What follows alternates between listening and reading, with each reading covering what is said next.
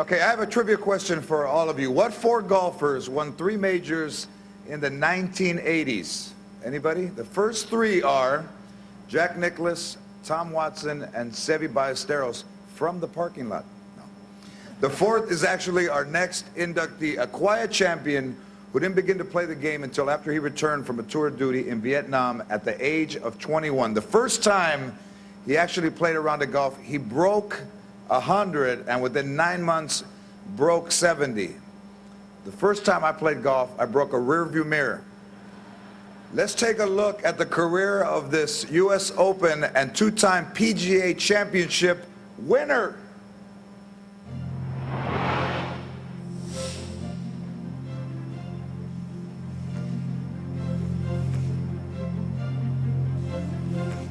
One could say that Larry Nelson's journey through life has been nothing short of inspirational, and his intriguing journey to the PGA Tour even more so. Growing up a 2-sport star in Ackworth, Georgia, Larry Nelson took up the game of golf after he returned from Vietnam, where he served as a buck sergeant in the United States Army. The 21-year-old settled into civilian life, graduated from college, and took a job as an assistant head professional at Pine Tree Country Club in Kennesaw, Georgia. It was there, on hometown fairways, where Nelson picked up the game for the first time, crafting his swing from Ben Hogan's book, The 5 Fundamentals of Golf. And the rest, as they say, is history. I have a hard time figuring out how a guy 19, 20 years old picks up the game and is so successful so quickly by reading the 5 Fundamentals of Golf. By 1971, a 24-year-old Nelson made the transition into the world of professional golf, becoming a full-time member of the PGA Tour only 4 years after picking up the game. When you watch him play and the quality of shots that he hits, it doesn't equate that he started late and all that stuff. Most guys with his talent and ability started when they first started walking. Nelson posted 10 PGA Tour wins in his storied career, 3 of which were majors. He won the PGA Championship in 1981 and 87, and the US Open in 1983. He's played some wonderful golf over the years. We've had some pretty good contests, in particular at Oakmont in 1983 in the US Open. As a member of 3 US Ryder Cup teams, he recorded a 9-3-1 overall record. His 9-0 start is still the best in Ryder Cup history. Larry was one of the backbones of our team amongst a wonderful squad. I mean, we had one of the greatest teams ever. We all knew how well he could play, but he got over into that format and just played beautifully. His success on the Champions Tour thus far includes 19 victories, and in 2000, he was given the prestigious Jack Nicklaus Award honoring the Tour's Player of the Year. But Nelson is first and foremost a man of faith, whose family means more to him than all of his trophies. Larry's probably as well known for his character as he is as a golfer. He's been a champion on and off the golf course his whole career. When you think of Hall of Fame, you look at a guy like Larry and think he's a model citizen for that honor. Larry Nelson knows the glories of success. His records speak to that. But he is a humble man whose true success is not in the hardware, but in the heart. Presenting Larry Nelson is someone that I am totally amazed by, Mr. Gary Player. I mean, does this guy sleep? Does he eat? Or really, does he just work out? I mean, how do you do that? I mean, look at that. How do you do that with golf clubs? I can do it with chopsticks, but not golf clubs. That's on VJ. Can you do that? We'll try later. I'll get you a couple clubs when you come up here. As the Hall's global ambassador, Gary spreads the word about golf and its positive influences around the world, and I know he's designed more than a few great golf courses and while he was at it. Ladies and gentlemen, the World Golf Hall of Fame's global ambassador, and now's a good time to give him back his wallet, Mr. Gary Player.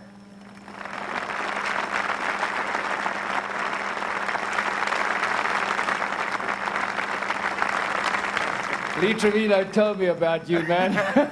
He was right. He said you'd steal my jacket right off my back, which you did out of the locker room. But you must understand, I won that tournament when I was 13, so you understand. Unbelievable, yeah. Well, ladies and gentlemen, I'd just like to say what a thrill it is to come back to the World Golf Hall of Fame. This is a place that oozes in tradition and history, and those of us that love the game as we do, we never get tired of coming here. to our inductees tonight. They add great luster to the World Golf Hall of Fame. And to Larry Nelson, I'd like to say thank you very much, Larry, for choosing me to be able to say a few words about you tonight. I've been an ardent fan of yours and your entire family. It gave me great pleasure today to meet all your family, and particularly your mother. And in the Bible it says, honor thy mother and thy father. And I know your mother tonight is enjoying this as much as anybody could. And as for your father, who's not here today, I'm sure he's going to enjoy it as well, as we understand the situation. You know, extraordinary people come along now and again in the realm of politics or economics, in the field of arts or sports, and in this case, we have Larry Nelson, the sportsman, the man. The French have a great saying, Monsieur Extraordinaire, Mr. Extraordinary, and this is what he is. He's a very humble man, as we saw on the screen. He's awfully considerate. Anytime you do well on the tour, he'll be the first man to come along and congratulate you. And in the book of Proverbs, it says, always enjoy the success of others, because when you have success, you'd like them to enjoy yours. And here is the perfect example of a man who does that. He's patient. Patience is not earned. It's not granted, it's earned. And he's earned this by hitting a lot of balls, suffering, struggling, coming back. Just a remarkable man. I've never seen Larry misbehave in all the years I've played on the tour. He's had impeccable manners, and we know that manners maketh a man.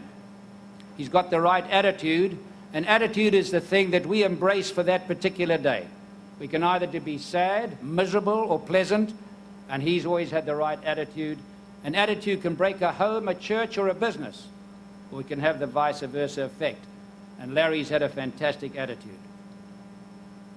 If I had to rate two of the greatest strengths of Larry, I'd say his family and his faith. What a family man. His wife, Gail, is an absolute angel.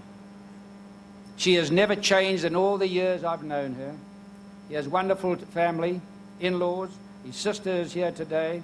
And Mama, Mrs. Nelson, all I can say is you say in this house, you and your husband did good. I mean, Larry is something to be very, very proud of. Larry met Gail when he was 5 years of age and she was 3, and he told me today, I kissed her when I was 6, and I've kissed her every single day since. If there's anything better than love, which applies to his family life, I'd like to know about it. To feel your grandchildren, and I can say this because I have 18, or we have 18, or to have your son or your grandchildren sit on your lap and put their arms around you and give you a hug and say, I love you, it's a great feeling. Love is something that we all have a desire for. It's the greatest word on earth that's ever been in existence. Love is God. And we all have a desire, as I say, for this word love. Particularly in a world where there's so many killings and hatreds that are existing today, it's very, very prevalent. You know that Larry Nelson, it's a funny thing, I'd just like to say what is said on that camera, and I'd like you to ponder for a minute, because when you see something just go across the screen, it happens very quickly. But to start the game at 21 years of age, to me is remarkable. And then to actually get his player's card when he's 27. Arnold, Jack, and myself had won many majors. Tiger Woods had started at 3 to 4. Tiger Woods was an absolute star when he was a young man. And here a man actually joins a tour at 27, wins all these tournaments, not only in the United States, but in other parts of the world as well, and goes on to win 3 major championships. It leaves you food for thought to say, what would have happened if this man had started at a very young age? Vietnam, he goes to. 21 versus everybody else. I don't know, to me, it just sticks out a mile at what talent the man has had. There's one bad thing about Larry, though. He was leading money winner on several occasions. I went to dinner with him 5 times. He never paid once. He's definitely got deep pockets and short arms. But to the contrary, he has done the opposite. He's been a great man for charity, and has done a lot of wonderful charitable work. Hard work, you don't attain success without hard work. It doesn't mean to say because you dedicate your life and you have the dedication and you work hard that you are going to be a success, but the odds are in your favor that they're a lot better. Winston Churchill, my great hero, said the height that great men reached and kept were not attained by sudden flight, but while his opponents were sleeping, he was toiling upward in the night. And that basically means you've got to hit more balls, you've got to do more sit-ups, you've got to watch your diet better, you've got to do everything better, a la Tiger Woods, if you want to be the best. You're just not going to climb to the top of that tree with a little bit of luck. And Larry, I'd like to say that your name, Larry Nelson, will be in a bronze between Byron Nelson and Jack Nicklaus. And you will stand tall for a long time. And I know one thing that'll put on your epitaph one day: here lies a real man, and who also contributed to society. Thank you.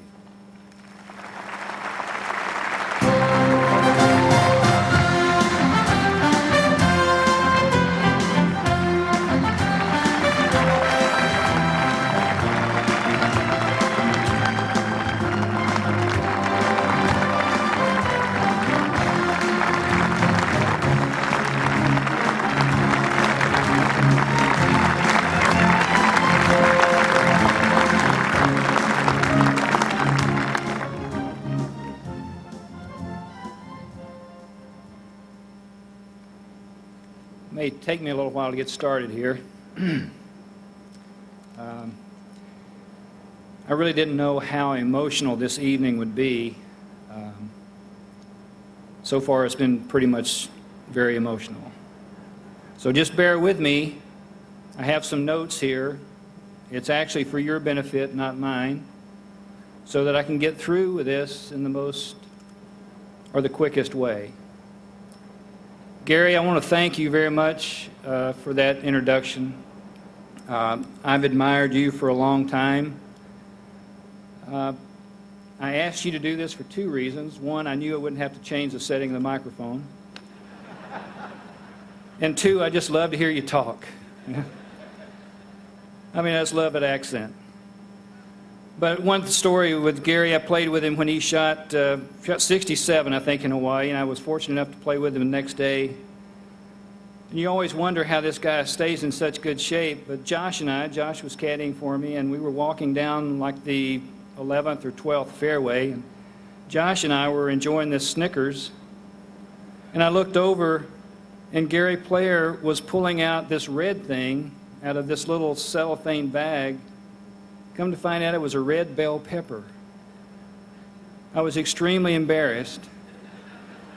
And I think you were about 7 under through about 12 holes that day. But anyway, I've started eating a lot of red bell peppers, and I thank you very much for that. But I want to thank Jack Peter. I want to thank Eleanor Lanza and the World Golf Hall of Fame staff, along with Andy Hunnell, Mark Kubich, and Tony Visa. They did a great job of putting this together.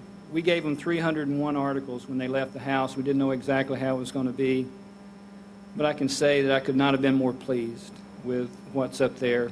And I spent 10 minutes just by myself looking at it, reflecting back on how really good life in golf has been for me. This is not really a story tonight of me as much as a story of all the help that I got along the way, because you don't start this game at 21, qualify for the tour at 25 and a half, and end up here this night without a whole lot of help. And that's the reason why I'm here tonight, to express the gratitude that I have for so many people. Furman Bisher, I know, is in the audience tonight. He wrote so many honest articles. Some of them were really good about me.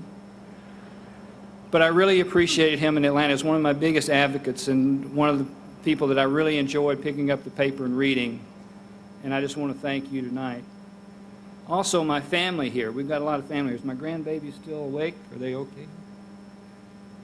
I just wanted to thank my family. As Gary said, the family is very important to me.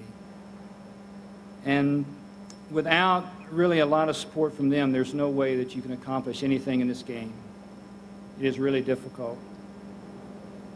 But I want to thank Libby for being here, Gail's sister.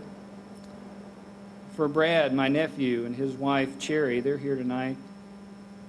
For my mom. Mom, sorry that Dad couldn't be here tonight. He would have loved to have been here. Matter of fact, you would have loved for him to be here, because he would have known every one of you by name and probably have already made a nickname up for you.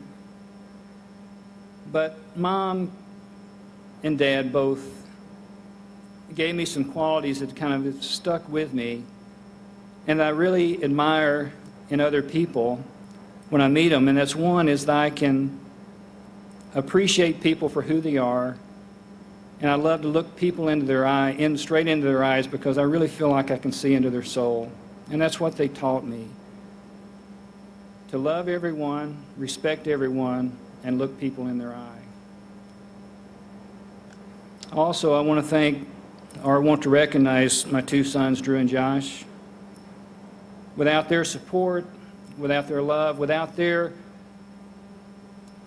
telling people that, yeah, my dad's away, but when he comes home, he's home, and he spends that time with us. They've blessed me with two great daughters, Drew with Jessica and Josh with Kimberly, and my two grandchildren, Ariel and Kobe. Ariel, I see that you're still awake. I don't know if Kobe kind of made it. Kobe, you're still awake. But anyway, Drew told me coming down here on the airplane, he said, asked Kobe who his favorite golfer is. You know, I expected some, really nice response from that. And I said, Kobe, who's your favorite golfer? And he said, Tiger. I said, Tiger? I said, what about me? He said, Pappy, you're not on the video game. So I just want you to know, Tim, you got to do some work and try to get me on that video game. I'm losing some status in my family here. But like I said, this is a great night for me, but not a great night for me in the sense of what this is. I mean, 7 or 8 years ago, I wouldn't have given you 2 cents for the chance of me being here. But as it got, later on in the 2000s, I thought, well, maybe there's a chance. But when I got the call from Tim, I was really overwhelmed, and I really appreciate that.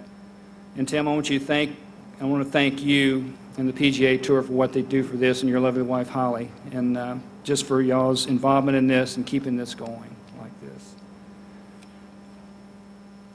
I want to tell you just a little bit of my life. I'm not going to keep you here very long, but as I said, I didn't start playing golf until I was 21 years old, but I loved the game when I started.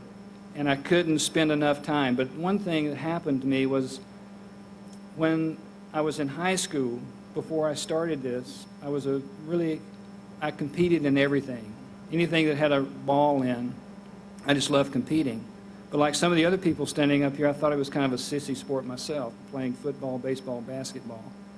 But I met a guy in the Army who I just met earlier before we came up here, when we were out in Fort Hood, Texas.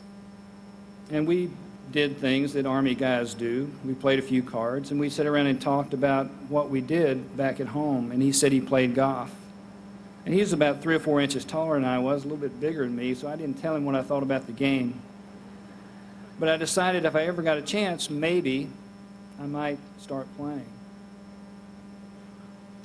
Well, I was sent to Vietnam in 1968, and I was expecting to be over there for 6 months. I was over with an infantry unit, and I got a letter while I was in the rice paddies somewhere, and it said, you're actually getting out 90 days early to come back home. So I went from 100 days left in the service in Vietnam to 11 days. And I was sitting in a foxhole looking out in the Vietnamese night, wondering what was I going to do when I got home. I knew I was real excited about seeing Gail again. I hadn't seen her in quite a while. But I was also excited about cheeseburger, French fries, and a chocolate milkshake. These are the things you think about when you're away from this kind of stuff. But anyway, when I got home, I said, okay, this is my opportunity. Maybe I'll start golf. But I had to go back to school, and I had to work. And I worked 70 hours a week, went to school 3 hours, 3 days a week. So golf had to be put on the back burner. Finally, Gail's mom and dad said, we'll give you enough money so you don't have to work yourself to death so that you can finish school. So I had the opportunity to go to school from 8 o'clock in the morning to 9 o'clock in the morning. And I had the rest of the day free. So what better way to fill up 10 hours or 8 hours than golf? So I joined a little club. I had enough money to do that, Pine Tree Country Club, and I started playing golf. Head pro there, Bert Seagraves, kind of took me under his wing and kind of taught me what he knew about the swing, the golf swing.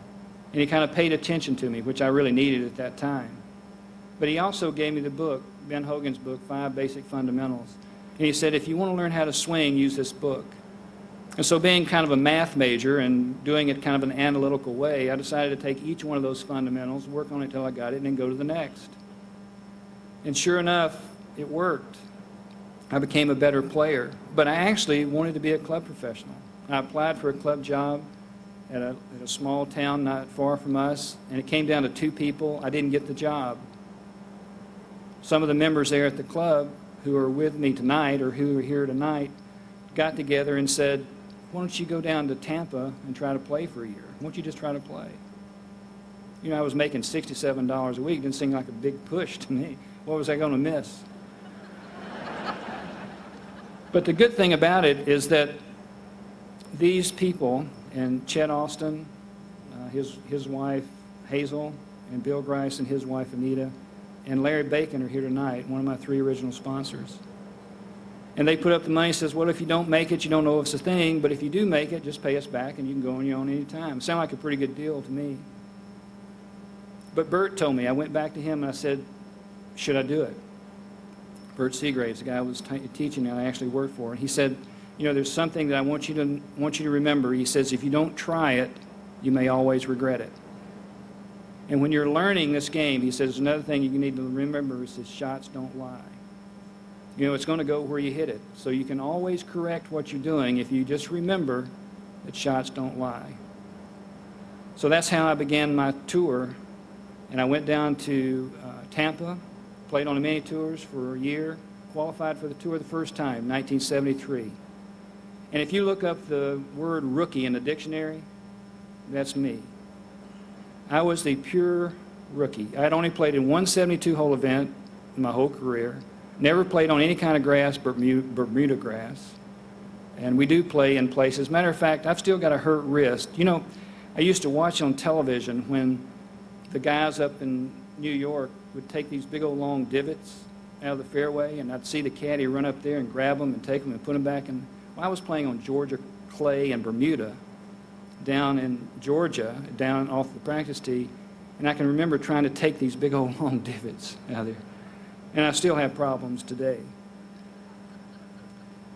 But I've got to tell you that in all this, in going through all this, Gary mentioned my wife, Gail. Been married for 39 years. She never complained. Well, if she did complain, it wasn't very much.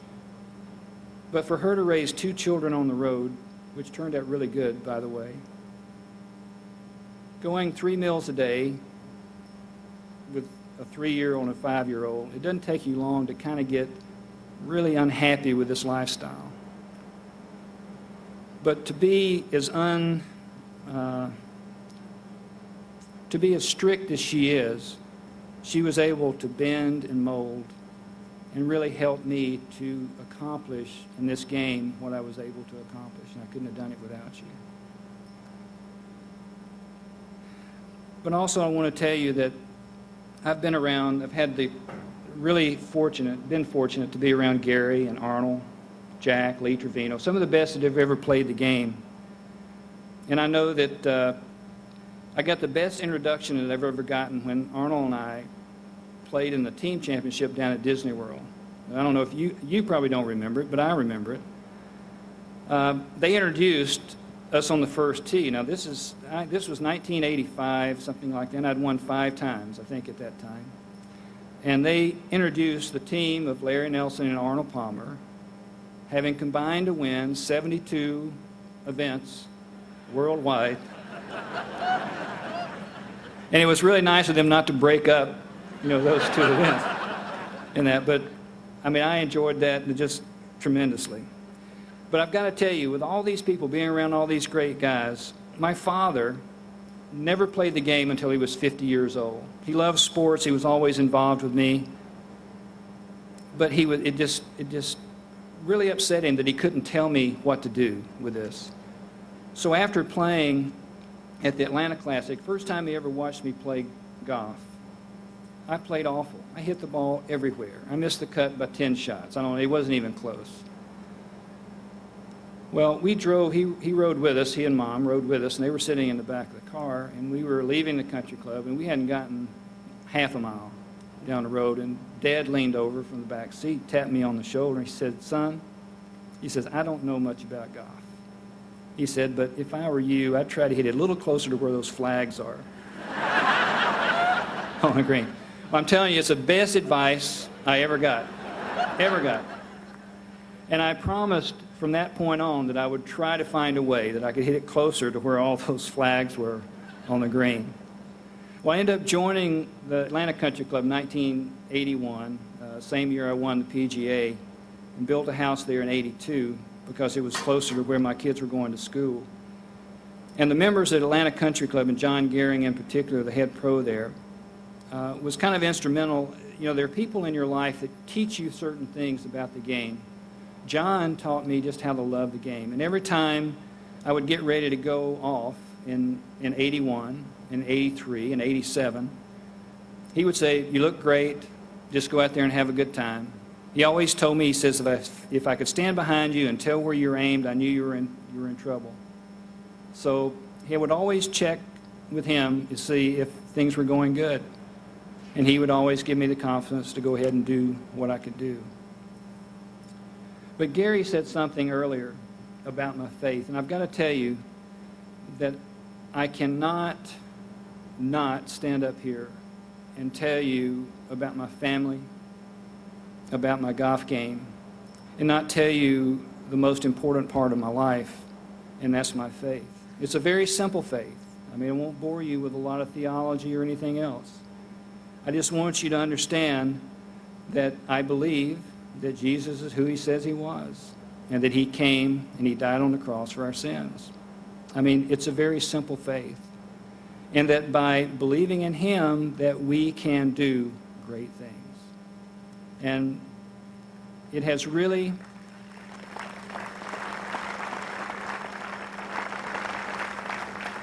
I appreciate that very much. But I enjoy talking to people about this because of what it's meant for me, my family, and a lot of my friends. And so for me to be able to stand up here and tell you this, I appreciate you listening. There are some special people that I just want to thank in closing.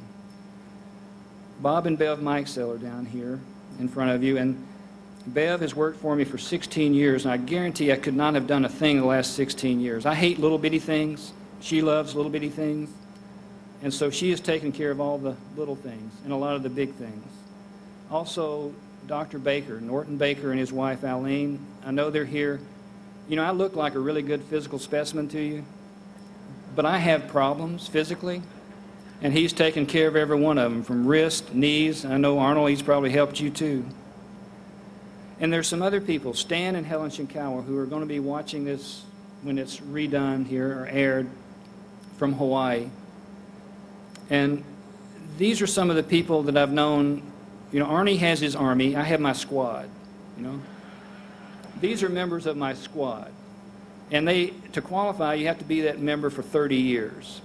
And Stan and Helen Shinkawa are part of that squad. Also, Dick and Sharon Ball, they're here. They're part of that squad. And Ken and Carol Rainwater.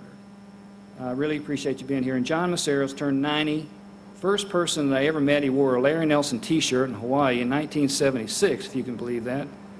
My first fan, and he was a fan ever since. He's 90 years old. But I just wanted to recognize those people and say thanks. And I also want to say that I have been able to play with every great player from Sam Snead to Tiger Woods. And I've been able to call Arnold Palmer partner and Gary Player friend. And I know that I will never be considered the greatest player that ever played. But I have been blessed with having been or had the opportunity to associate and compete with the greatest that have ever played the game. Thank you very much.